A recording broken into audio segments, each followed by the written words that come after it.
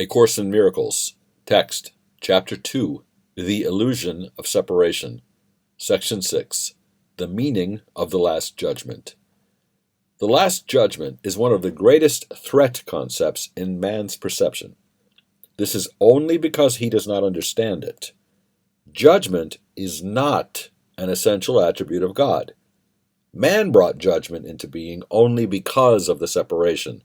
After the separation, however, there was a place for judgment as one of the many learning devices which had to be built into the overall plan. Just as the separation occurred over many millions of years, the last judgment will extend over a similarly long period, and perhaps an even longer one.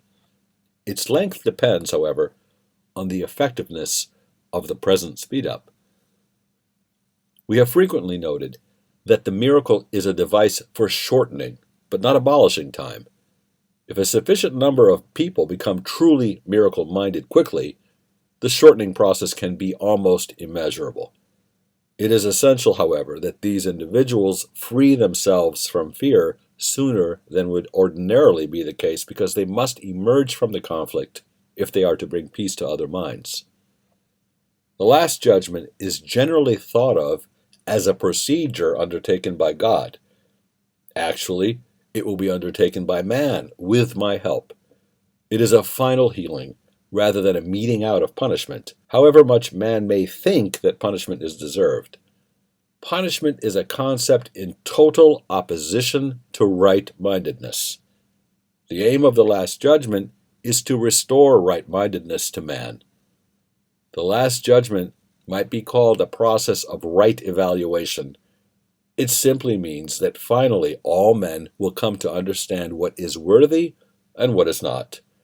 After this, their ability to choose can be directed reasonably. Until this distinction is made, however, the vacillations between free and imprisoned will cannot but continue. The first step toward freedom must entail a sorting out of the false from the true. This is a process of division only in the constructive sense and reflects the true meaning of the apocalypse.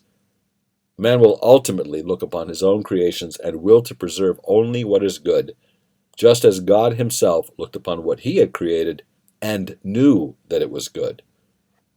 At this point, the will can begin to look with love on its own creations because of their great worthiness. The mind will inevitably disown its miscreations, which, without the mind's belief, will no longer exist. The term last judgment is frightening not only because it has been falsely projected onto God, but also because of the association of last with death.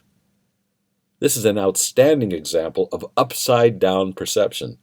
Actually, if the meaning of the Last Judgment is objectively examined, it is quite apparent that it is really the doorway to life. No one who lives in fear is really alive.